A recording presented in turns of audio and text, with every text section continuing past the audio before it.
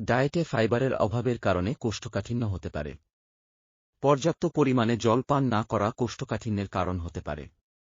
অত্যধিক ফাস্টফুড এবং প্রক্রিয়াজাত খাবার গ্রহণের ফলে এই সমস্যা হতে পারে। প্রতিদিনের রুটিন বা স্ট্রেসের পরিবর্তনগুলি অন্ত্রের ক্রিয়াকে প্রভাবিত করতে পারে। লক্ষণগুলির মধ্যে অন্ত্রের গতিবিধিতে অসুবিধা অন্তর্ভুক্ত। কোষ্ঠকাঠিন্যের কারণে মল শক্ত এবং শুষ্ক হয়ে যেতে পারে। পেটে ব্যথা বা অস্বস্তি অনুভব করা সাধারণ। ফোলাভাবের অনুভূতি প্রায়শই কোষ্ঠকাঠিন্যের সাথে থাকে। ফলমূল এবং শাকসবজির মতো আরও ফাইবার সমৃদ্ধ খাবার খাওয়া সাহায্য করতে পারে।